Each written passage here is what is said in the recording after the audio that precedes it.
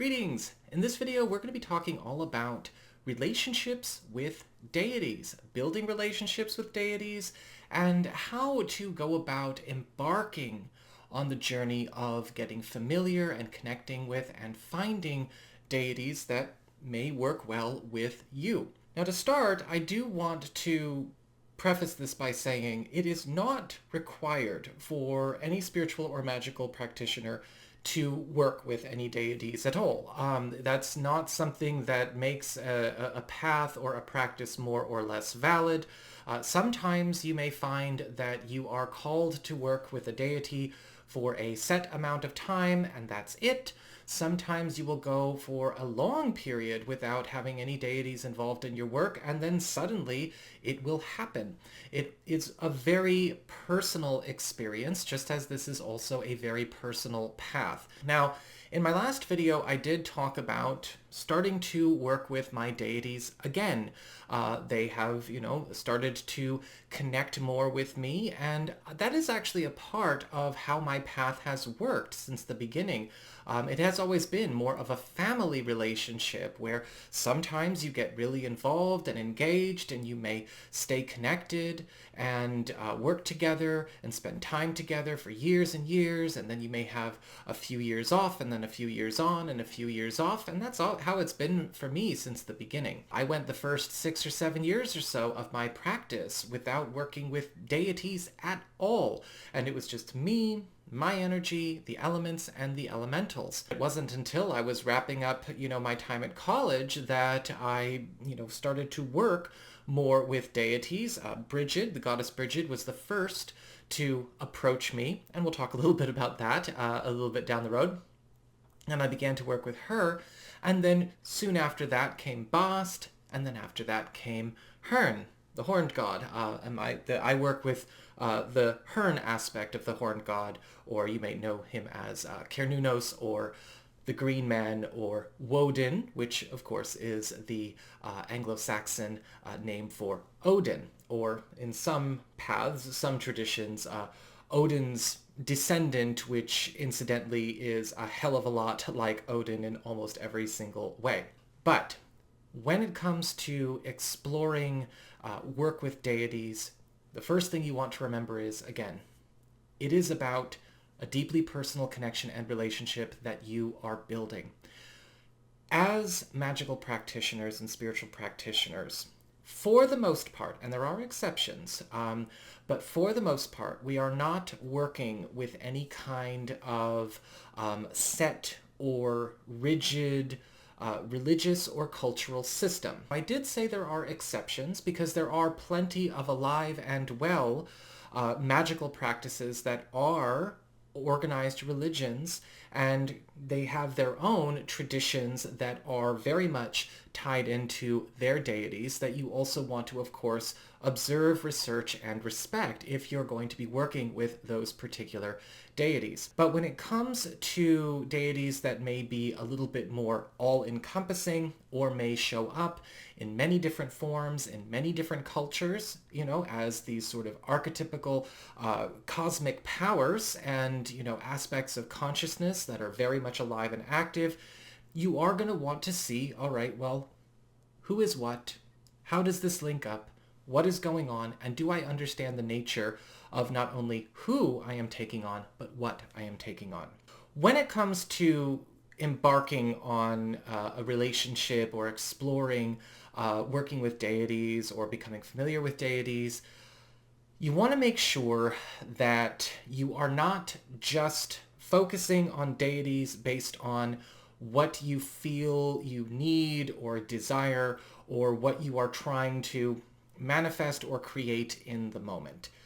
Do not treat deities like cosmic cash machines and love matchmakers and cosmic therapists and cosmic doctors and cosmic recruiters and all of that kind of stuff. You really don't want to go down that road because you're going to be establishing some very fickle and very superficial and, very temporary connections at best if you do. And in a lot of cases, there really just is no relationship or consistency or commitment that comes from you or that deity when you go about it like that. Do not treat goddesses like they are ingredients on a list of correspondences for your pouches, your candles, or your spells. Do not treat gods as these telephone lines to easy cheat sheet answers through life. This is not the way. When you are connecting with a god or a goddess or any kind of deity, you have to understand that the ones that are going to be the strongest relationships and be the most meaningful and actually do the most with and for you and your path are the ones that you are likely already to have a very important soul relationship with. This could be seen as, again, more of a family relationship. And even within my own exploration of my own, soul connections and my own soul kin and my own spiritual path, I've noticed, there is a bit of an interesting overlap, Oh, there are the Bridget kids, and there are the Hearn kids, and there are the Bast kids. Of course, we each and all have our own deities that work with us as individuals, but there we may share one or two every now and then. When it comes to going out and maybe trying to see which deities would work for you or work with you or are right with you, it is always a matter of learning to know yourself first. This is one of the parts of the path where, in recent history, a lot of bypassing has occurred. It wasn't so long ago that the soul searching was done before you began any of this work in the first place, right? Kind of along the lines of the year and a day kind of stuff, right? The self-study, the independent learning, the personal accountability. Prove you're serious. That has been bypassed in a lot of ways over the course of the last few years. And when it comes to, say, working with deities and working with magic, that can actually be, inviting in a lot of trouble and a lot of difficulty and a lot of confusion, and it can actually cause the path to wind in uncomfortable ways for a lot of people. Again, do not go out and just look for a deity because you are looking to score something, and you want help with a spell, or you want help with something you're trying to manifest, or you're trying to, make happen, or you're trying to control something. Don't go down that road, because it's also not very respectful to that deity, right? Again, it's a very transactional, cosmic cash machine, cosmic matchmaker projection. You don't want to put that on a deity. And also don't go and just try to force a relationship or a connection to occur with a deity because maybe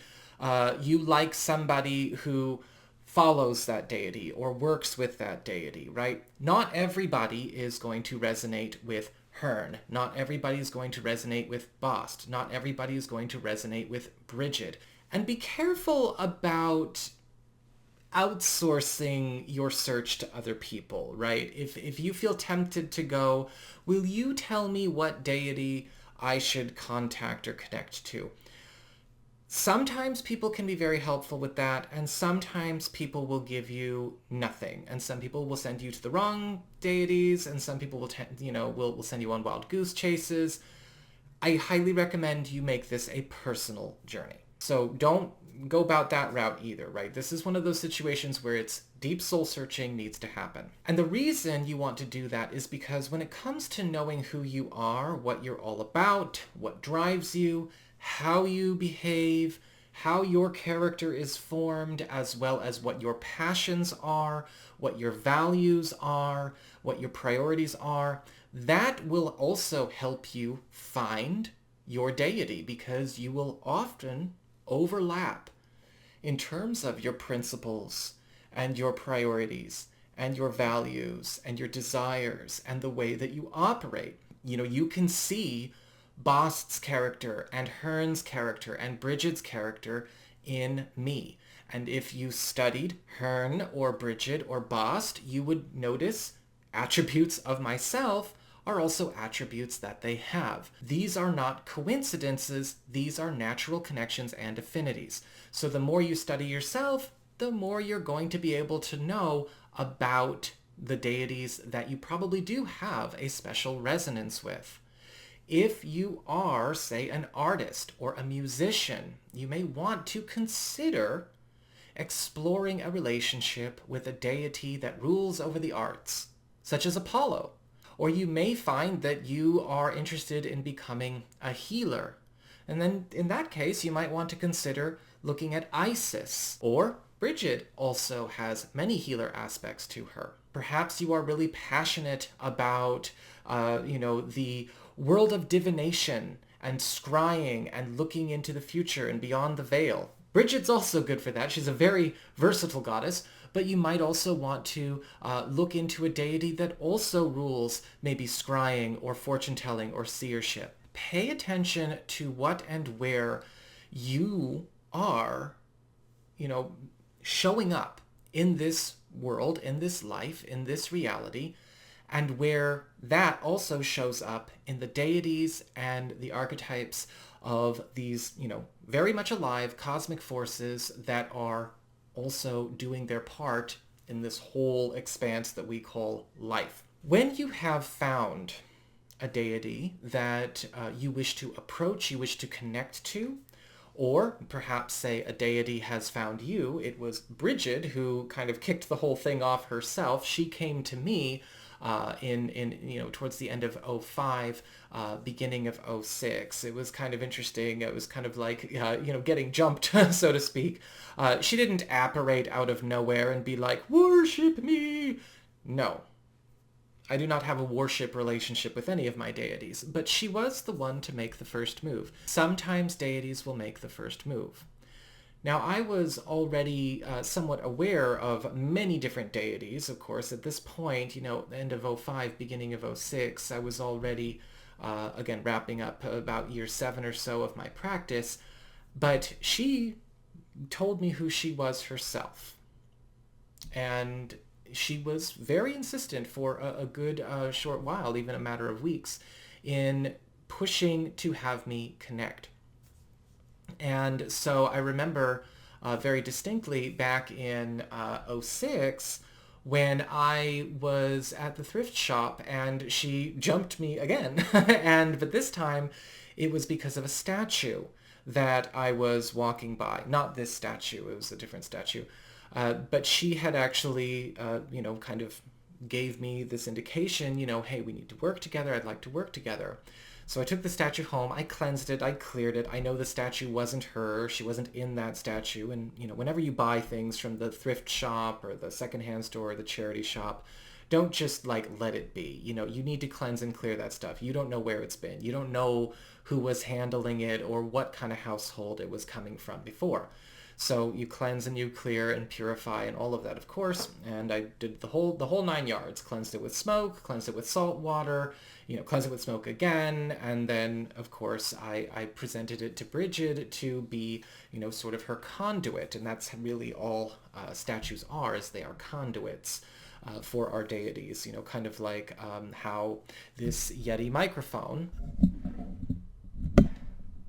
allows me to talk to you, in a more direct way. I could turn off the microphone and just shout at my my webcam microphone, but it wouldn't sound as good. But this is a way to kind of, have a communication. And of course, then again, I've got my speakers, which allow sound to travel to me. That's how I look at statues. Of course, we can always communicate without statues, without totems, without pictures, without anything like that. But focusing tools can be incredibly helpful. Plus, they just look really damn cool sometimes. You guys look really damn cool. But in the beginning anyway, whether you are approached by a deity or you feel called to approach a deity, when you begin your communication with each other, it's really important to not immediately jump into work, into magical work, into psychic work, into spell work. Treat it as though you are, because you are, building up a relationship with a new friend or getting to connect with, say, a family member that you were never introduced to as a child. Really take the time to get acquainted with one another. This is where time in meditation, contemplation, even presenting offerings, not necessarily in worship, but in love, can also go a very long way. Do not approach a deity grasping. Oh my God, give me money, give me this, I need healing. Rah! Like, don't do that. My God, we see enough of that on YouTube. You wouldn't want something like that happening, in your space, and you would not want anything like that to be the beginning of any kind of relationship whatsoever. Sometimes you will have deities that are compassionate enough to kind of be like, okay, just this once, but now you're going to have to learn how to behave. Other times you will grasp and then you will, end up kind of pulling back a nub. That is certainly the case if you tried doing that with one of these three.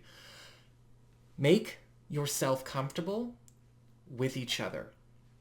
When it comes to offerings, we'll do a whole other video about offerings later, but if I don't get to that video for a while, if you're not sure what to offer, there are a few types of offerings that are more universally accepted and well received.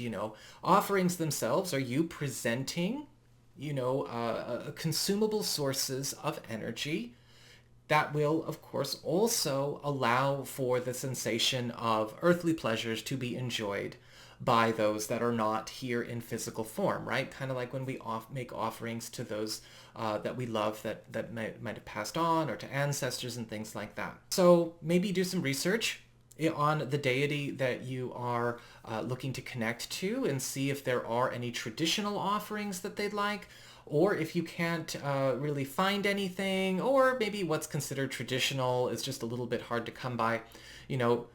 More universal offerings are fine, right? Fruit, great.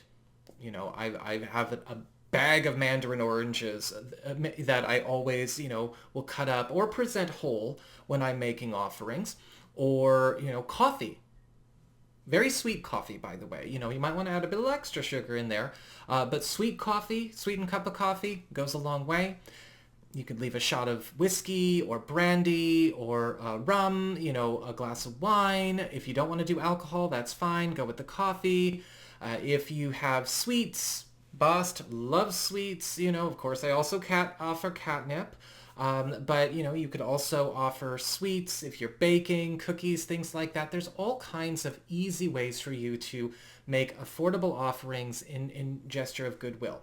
However, the first time you go through making offerings, and I think it's actually a good practice, even when you're just making offerings, period, if you're doing this, don't immediately ask for things right away.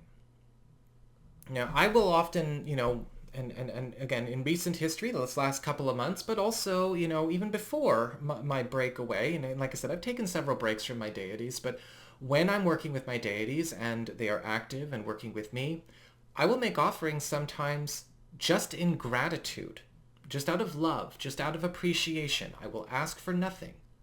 I might say, thank you for doing this, or thank you for, for taking care of me. Thank you for, I noticed when you, cleared up the confusion about that thing, or you, revealed the truth about that situation, or whatever you did. I will, of course, make offerings. And they're not gaudy and expensive. I'm not offering them diamond rings. I'm not slaughtering chickens in the living room. But I am making offerings. If you are open to a relationship with a deity, treat it as though you are having a relationship with another person, right? You would want a close, intimate, mutual connection that is healthy and that is, also very balanced, very intimate, very comfortable. Make sure that you are honest with yourself and you are honest with your deities when you're communicating with them, especially when you're getting introduced and you're introducing yourselves. Don't lie. Don't beg. Don't demand. Don't grasp. This is something that needs to be taken care of delicately. Remember, this is not a situation where there is a priest or a priestess or a pastor or an intermediary that is going to take what you are petitioning for and clean up the way that you are petitioning for it before presenting it to the deity. This is a direct connection. And, so you want to make sure that you are giving this the respect and the care and the consideration and just conscientiousness in general it deserves. When you do, you will notice, again, some very special, very cool relationships can blossom forward from it.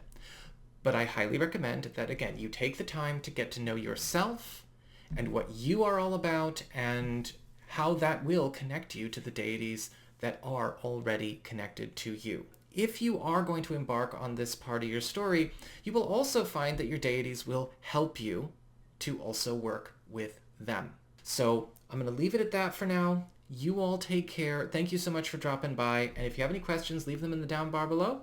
And I look forward to coming back and talking a bit more about this soon. Take care.